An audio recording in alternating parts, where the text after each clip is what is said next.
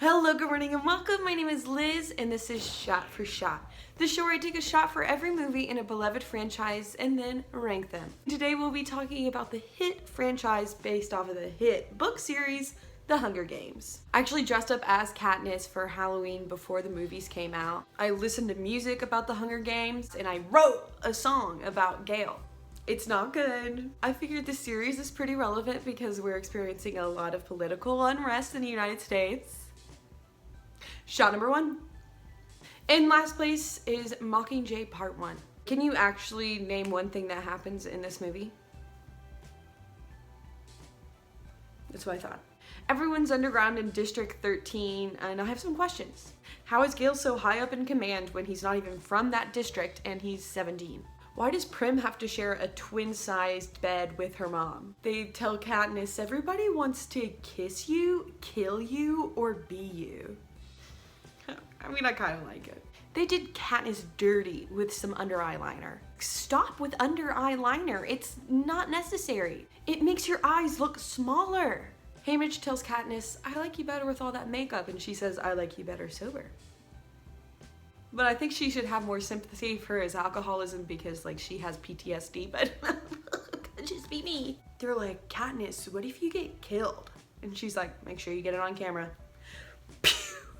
Peeta has been kidnapped by the Capitol. He has his CGI sunken face. It's incredible. He's clearly being tortured and is like, the revolution is garbage. And everyone in the bunker is like, fuck Peeta, I'm gonna kick his ass, I'm gonna fuck his shit up. And Katniss is like, no, he's being brainwashed. She kisses Gale again in this movie, and it's just like, why would you kiss Gale? There's no chemistry there. It's like looking at a dead fish like flopping on a deck. But I would compare Team Gale to Team Jacob in that it's not actually about the men, but rather that they're a symbol of home and a return to normalcy that the heroines can't choose because they're already too far down the path that they've chosen. Big brain! Katniss is talking about not being able to live without him, and Gale's like, it'll pass. Bet your ass Phoebe Waller-Bridges was taking notes. Everybody always wants Katniss to sing. They're like, you know what would be great to incite a rebellion? Acapella. The song most likely to get me shaking my ass to some revolution is Burning Up by the Jonas Brothers. The best part of this movie is that we learn more about Finnick. And I love him not just because he's hot, but because he's emotionally complicated. The fact that Finnick goes online for 10 minutes and just talks shit about the president and the Capitol, incredible. So they rescue Peeta and they bring him back to the bunker, and he is mad. Well, because he's been brainwashed, but it's just really funny to see him just... Shot number 2. This isn't alcohol, it's just black coffee. In third place is Catching Fire Part 2. It's just basically a war movie, and the only war movie I like is Romeo and Juliet. She kisses Gale again, and Gale literally says it doesn't count. It's just bizarre that she's carrying around a bow and arrow whenever Gale's just shooting people in the face. Someone holds a gun to Katniss's head and says, give me one reason why I shouldn't shoot. And she's literally like, go ahead, man, like, do it. Peeta's still brainwashed, and he says, I would have saved myself a lot of suffering if I had given that bread to the pig. And like, that line is ridiculous, but it hurts. The whole movie, Katniss is like, I'm going to go kill President Snow. I'm on my way to murder Elena. And then at the end, she has a bow to his head, doesn't even shoot him.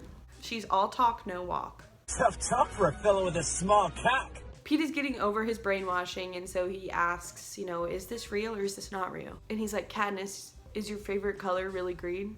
As if the Capitol would implant false memories of Katniss's favorite color? Snow making the game makers turn the Capitol into another Hunger Games? Like, wouldn't it just be easier to shoot them than to have them attacked by white anthropomorphic vampire things in the sewer? That's just me. Like, who's in charge of setting the traps? Like, what poor soul is like, sorry honey, I've got a late shift. I've got to put a bunch of man-eating tadpoles in the sewer. Okay, the sewer monsters are genuinely creepy, but they also look like every guy I went to college with. Skinny, white, bad teeth. Finnick didn't have to die. Finnick did not have to die. If I had been there, Finnick wouldn't have died. Finnick didn't have to die. Anytime someone kisses in the middle of battle, I'm like, no, you wouldn't do that. She's like, guys, it's all my fault that they died. I lied about wanting to kill the president. And they're literally like, yeah, we all knew, Katniss. Dumbass. You're not a great actress. Prim didn't have to die. But I also like don't care because she's really boring in the movies. When I read it in the books, I was distraught. I was inconsolable. In the movie, don't care. So Katniss just like literally catches fire and it's just kind of funny. She's just a girl on fire. President Snow saying nothing says perfection like white also feels relevant. President Coin who's like, we just had a revolution. I have a great idea. Let's do another Hunger Games. Child. Anyway, so. I wish I could bottle the euphoria I felt watching the last movie in theaters and seeing Haymitch and Effie kiss. I'd be a millionaire. Annie being pregnant after Finnick dies is just copying Tonks being pregnant after Remus dies. Am I wrong? Peeta planting primrose in the garden. Katniss going from I'm never gonna have kids to raising 2 little blonde babies with Peeta. It's not the closure I wanted, but it is sweet. Shot number 3. In second place is the original The Hunger Games. Katniss has a lot more personality in this one than she does in the last 2. There's just like a lot of rich history and world building. Like District 12 in the beginning of the movie is actually like really similar to like Kentucky mining towns during the mining strikes. It's cool. Prim gets picked to go into the Hunger Games and it is completely silent. And then Katniss goes, I'm running here! You don't have to yell, everybody's listening. Let's just have a moment of silence for Peeta's blonde hair. She's not blonde. Peeta gets picked to go into the Hunger Games and Katniss has a moment where she like remembers who he is because he like threw bread at her once. The flashback is supposed to be really emotional, but it's just like funny because they're supposed to be 12 and she's crying against a tree. Haymitch in this movie is incredible. He holds Peeta down with his foot. We have the iconic line, that is mahogany. Lenny Kravitz as Senna. He started to seduce me. His idea to dress them up as fire. Incredible. They hold hands in a chariot on fire. Like what Phoebe Bridgers song is that? So all of the kids go into training before they go into an arena to go kill each other. And Fox Face is like identifying plants. But that makes no sense because she dies from Nightlock. So does she kill herself? They have to show their skills and Katniss is like, well, what do I do? And Peeta's like, whoa, bro, you're so good with a bow. And she's like, well, Peeta's really strong. He can throw a sack of flour. Just like a weird energy. The fact that Peeta's mom said District 12 might finally have a winner. And she was talking about Katniss. That's some cold shit. The fact that Peeta can completely camouflage himself because he decorated cakes. Anytime someone says their favorite color is orange, I'm like the sunset? Caesar Flickerman. Like, who else has the range of Stanley Tucci and none of the acclaim? Like, that man has done and can do anything. Peeta's saying on live television that he's in love with Katniss. And then Katniss pinning him against a wall and choking him. So they're even in the last book because she chokes him and then he chokes her. Twins. With the third book in mind, it hurts so much that Peeta says, I don't want them to change me. That's so sad. Okay, I think we need to talk about it. There's like a lot more sexual tension between Katniss and Senna than with any other man in the series. It's really funny that the careers chase her up a tree and they're like, we're gonna kill you! But then they just like can't climb trees. So they're like, well, we'll give up. Rue! I care so much more about Rue than Prim. Prim does nothing for me, but Rue did everything. Rue did not have to die, and she wouldn't have if I were there. Okay, but Katniss nursing Peeta back to health, like, that's kind of hot. She kisses him and they get soup. I don't have anything to say about it, I just want you to know.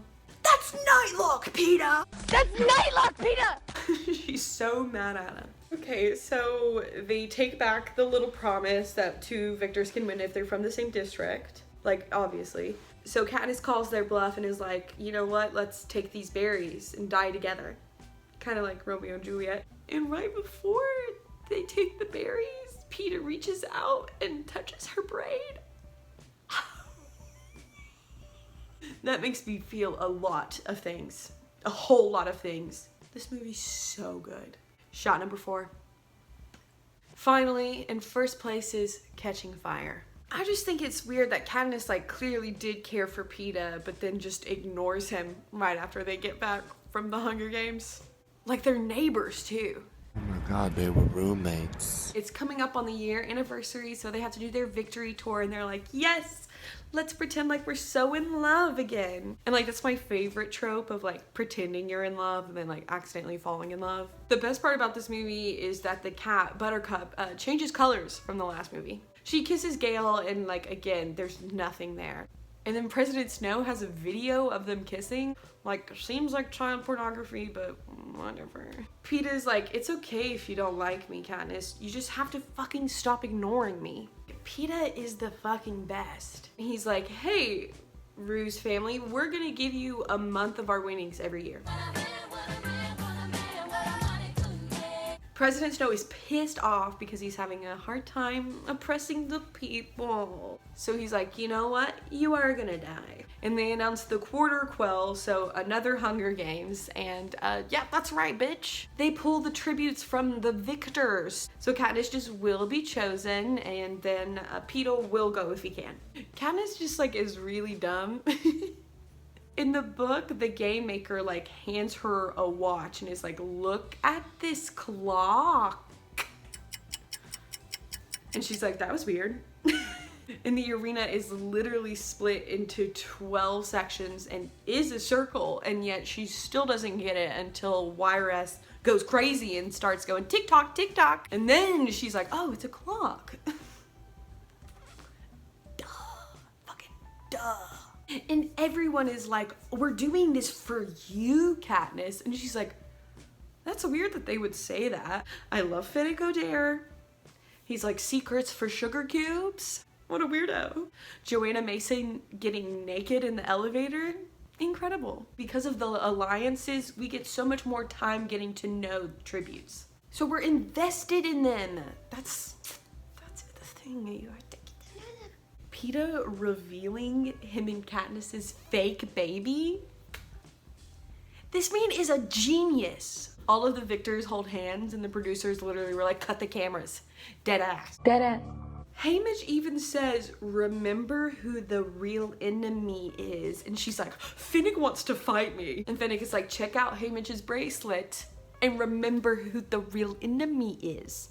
And she still doesn't get it. Get a fucking grip, Katniss. This is all for you. For you. Oh, she had it free for you. They're all running away from fog, and Mag says, you know what? I am gonna leave. And she walks into the fog and she's dead. Oh my fucking god, she fucking dead. Katniss is like, Peeta, if you die, I'm gonna fucking kill you. And he pulls out a locket, a medallion with pictures of every single person she loves and is like, you better live, bitch. Amazing. Fuck you, I'm dying. So she wakes up in a hospital bed, you know, classic Katniss. She's like, where the fuck is Peeta? And they're like, we couldn't save him. And she slaps Haymitch in the face and says, you son of a bitch! Why is Gale there? If Gale had not been in any of these movies, nothing would have changed. Katniss is like, what about District 12? And they say, there is no District 12. It is such a good cliffhanger. Her reality is shattered.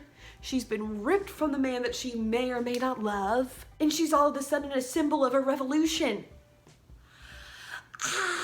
The movie is so good. This whole series is just astounding. Thank you so much for watching Shot for Shot. If you disagree with my ranking, tell me in the comments and let me know what franchise I should rank next. As always, be sure to like, subscribe, and share, and stay tuned next week for another video.